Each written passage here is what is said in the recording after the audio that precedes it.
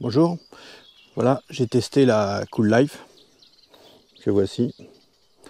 Ça fait un peu plus de 2 semaines, 2 ou 3 semaines. Alors, manque de chance, en ce moment, c'est la saison des semis, donc dans les champs aux alentours, les agriculteurs ont mis des canons pour effaroucher les animaux. Du coup, je vous montrerai beaucoup moins d'animaux que d'habitude pour cette présentation. C'est pas la faute de la caméra, c'est la faute qu'en ce moment il y a moins d'animaux. Ils vont revenir, donc vous reverrez plus tard beaucoup plus d'animaux. Vous inquiétez pas, j'en ai quand même filmé pour vous montrer. Je vais vous dire ce que je pense de cette caméra. Donc je vous la remontre un coup et puis je vous dis un peu ce que j'en pense.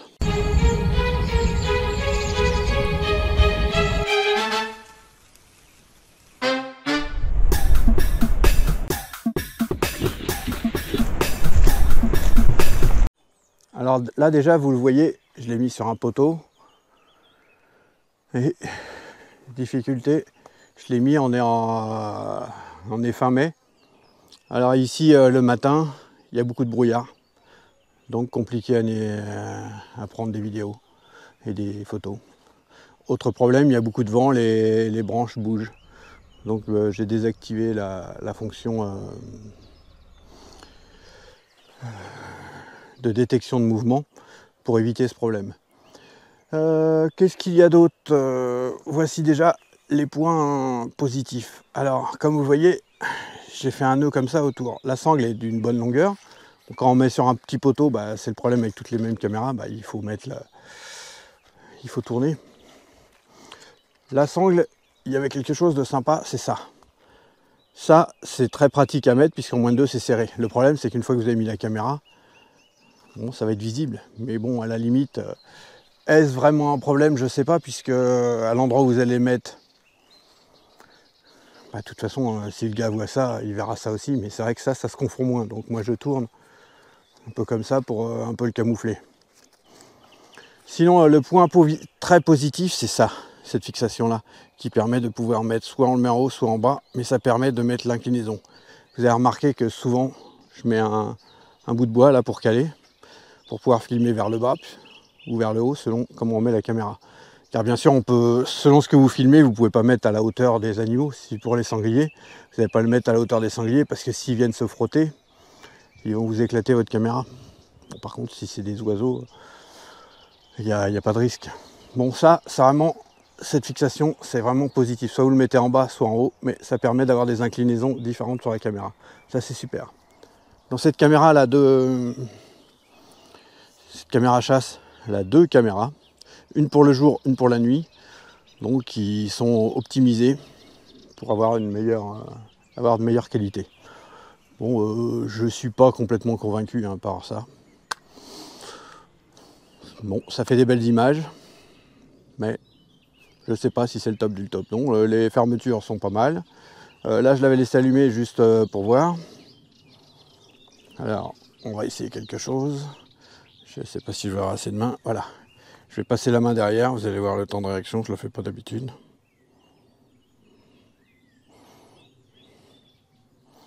Bon, voilà, elle réagit très bien. Bon, là, on est en contre-jour. Le soleil qui est en face. Donc, on a l'impression que c'est en noir et blanc. Malheureusement, il n'y a pas eu d'animaux qui sont venus. Le seul animal, c'est moi qui suis passé devant.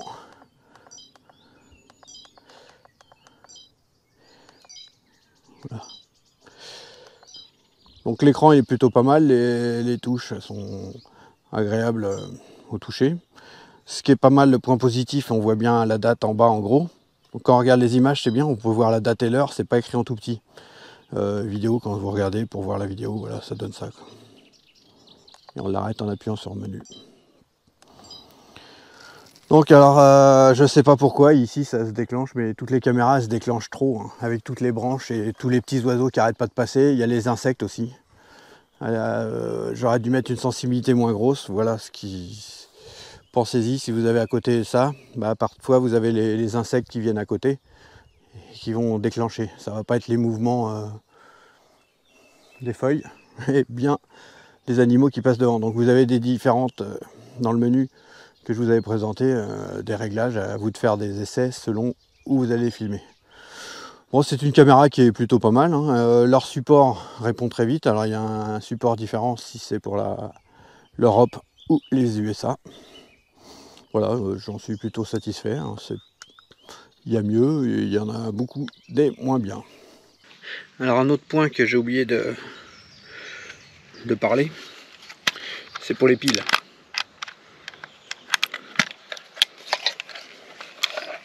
Voilà, pour attraper les piles. Voilà, regardez. C'est super pas pratique. Il faut vraiment des tout petits doigts. Vous voyez, là c'est vraiment compliqué à attraper, c'est pas facile. Ce qu'on peut faire en fait, on peut percer un petit trou là, mettre un petit fil comme ça, vous tirez dessus. Et là après c'est réglé. Et ensuite pour attraper les piles, même problème que pratiquement tout le monde. Pour attraper les piles, voilà, c'est pas facile. Et, alors moi ce que je fais, j'appuie comme ça, je fais une pression dessus. Je mets ça et hop, comme ça je peux retirer la première. Et après ça va refaire. Ce que vous pouvez faire sinon, c'est mettre un ruban. Voilà, j'en ai pas comme les rubans qu'on met pour faire du papier cadeau. Je vais vous montrer le principe. Si vous mettez quelque chose là comme ça en dessous les piles, on met les piles. Hop. Ça c'est la petite astuce, c'est cadeau. Hop. Voilà. Si vous mettez un fil comme ça pour retirer les piles, bon là c'est de l'herbe alors ça se casse, mais sinon vous tirez dessus et hop, les piles elles viendront. Voilà, sinon la caméra est très bien. Ah ouais, peut-être un détail, c'est les cartes micro SD, alors là ça attrape. Sur certaines c'était compliqué si vous avez des gros doigts. Moi je préfère les cartes SD, plus facile à attraper. Alors peut-être que la vitesse d'écriture sur le micro SD c'est peut-être mieux, je sais pas. Voilà, sinon globalement les touches, tout est pas mal sur cette caméra. Donc voilà, en tout cas la patte est vraiment super. On va regarder en détail les images pour essayer d'analyser la qualité des vidéos. En tout cas, comme d'habitude, n'hésitez pas à mettre un petit commentaire, un petit j'aime, bon, ça fait toujours plaisir, mais en tout cas un commentaire pour me dire ce que vous pensez de cette caméra, si vous l'avez, si vous avez envie de en acheter, si ça vous donne envie de l'acheter ou pas. Voilà, je vous remonte la fixation. Donc c'est Cool Life H 8201. Voilà. Et puis bien sûr en dessous le trépied, et puis si vous voulez mettre un panneau solaire ou un allumage extérieur. Donc voilà. On va regarder tout de suite les tests des images. Alors c'est parti pour le test des images. Donc là j'arrive, je viens chercher la caméra. Donc voici la caméra chasse Cool Life H 8201.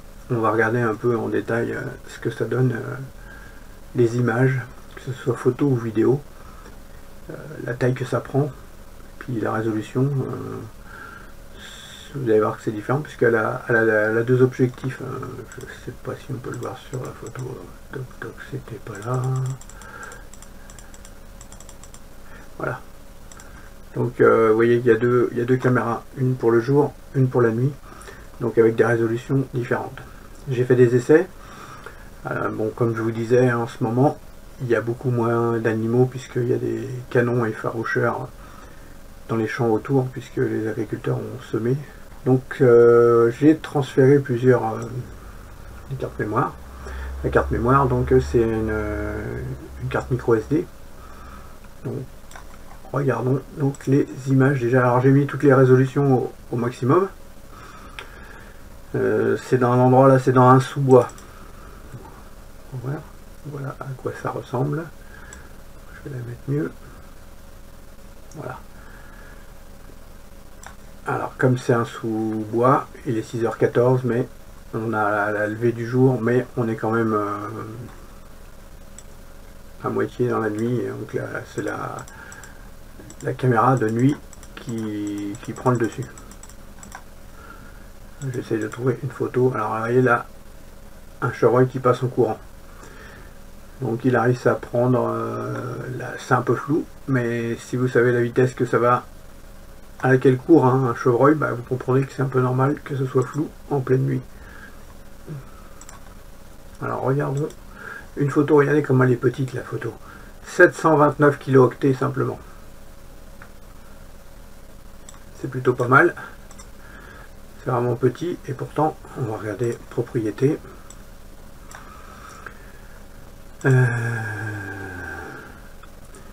Donc l'objectif de nuit, la caméra de nuit prend un maximum, c'est du Full HD 1920 par 1080.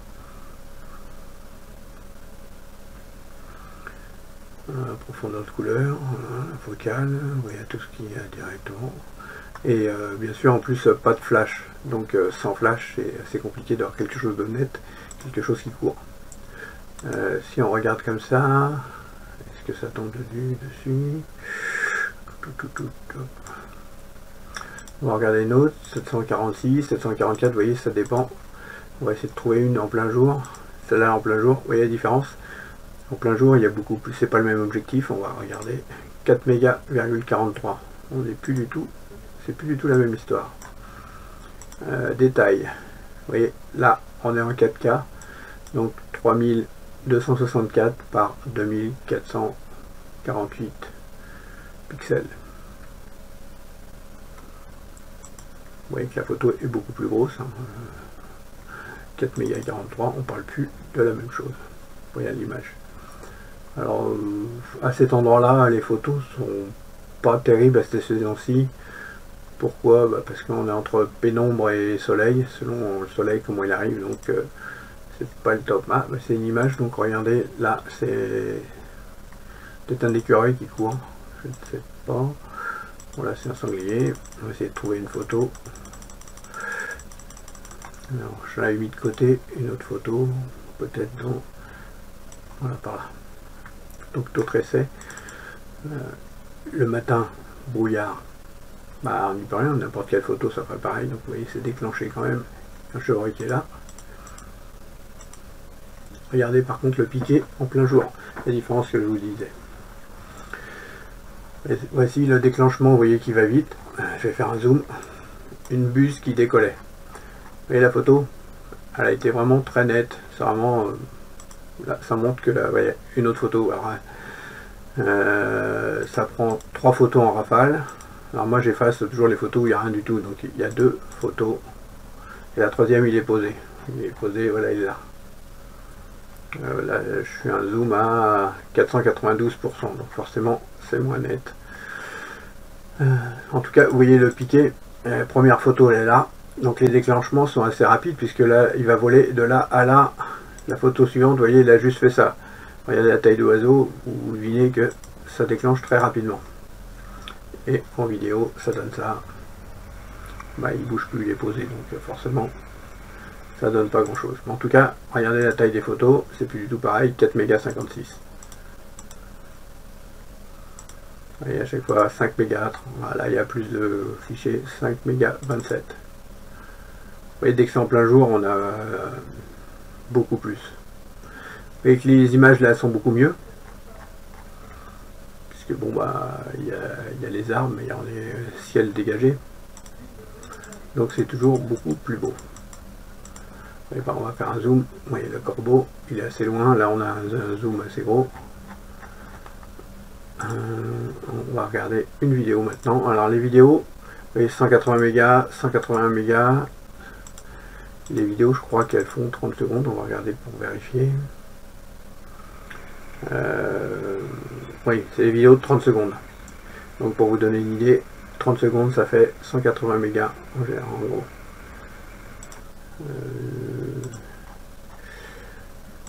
On va vous mettre une quand c'est la noir et blanc, 183 également. En plein jour, la taille des vidéos, on va regarder, c'est du 4K. Alors c'est parti, tac, détail. Voilà, 3880 par 2160, c'est bien du 4K. Alors il y a le son également. Par contre la nuit, On va voir ce que c'est comme résolution. La nuit, pof. On est en 1920 par 1080, donc du Full HD. Regardez la qualité. Est-ce qu'il y a du monde sur cette vidéo? Alors, 5h49, vous voyez dans le fond, il y a le petit jour peut-être qui commence à se lever. Il y a l'audio qui est pas mal. À ce temps-là, il n'y a pas grand monde. Je vais essayer de trouver une autre vidéo où il y a plus de bestiaux. Alors bon, c'est pas de chance, hein, il n'y avait vraiment pas beaucoup d'animaux à ce moment-là. Un chevreuil qui passe. Voilà. Donc là, sur cet endroit-là, c'est toujours de nuit. Enfin, la caméra de nuit qui prend le relais. Par contre, comme vous aviez pu le voir lors des autres vidéos, en plein jour, ça donne ça.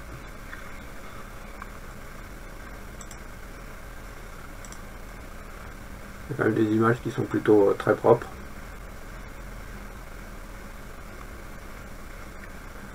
Vous voyez l'écureuil avec un autre derrière, on se voit après.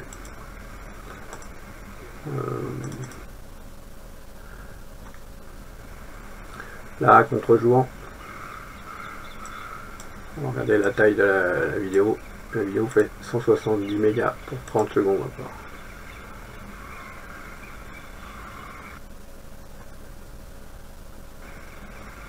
Vous voyez, c'est bien du 3840 par 2160. Et elles sont 70 mégas. Là, quand c'est la nuit, je trouve plus bas. Sinon, je sors du champ. Voilà. La nuit, 1920 par 1080. Et là, celle-là, vous voyez, a fait 201 mégas pour les 30 secondes. Donc en fait, la taille, hein, c'est comme n'importe quelle photo. Selon les pixels, les dégradés que vous allez avoir dehors, ça va être différent.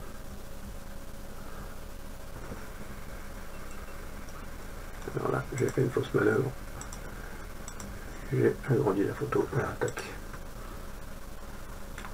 Donc voilà, les vidéos sont propres. Il n'y a rien à dire. C'est plutôt sympa. Quoi dire de plus? N'hésitez pas à mettre en commentaire si vous avez envie, si ce test vous avez donné envie d'acheter cette caméra. Vous retrouverez régulièrement des vidéos avec beaucoup d'animaux. Là, c'est pas de chance, c'est pas beaucoup d'animaux à vous montrer. Mais ça va changer dans pas longtemps. D'ici quelques semaines, je pense que les animaux vont à nouveau revenir. Voilà, n'hésitez pas à mettre un petit j'aime, un petit commentaire, vous abonner si ce n'est pas déjà fait, puis cliquez sur la petite clochette, la petite cloche là pour pouvoir être averti à chaque fois qu'il y a une nouvelle vidéo que je mets en ligne. Je vous dis à bientôt. Au revoir tout le monde.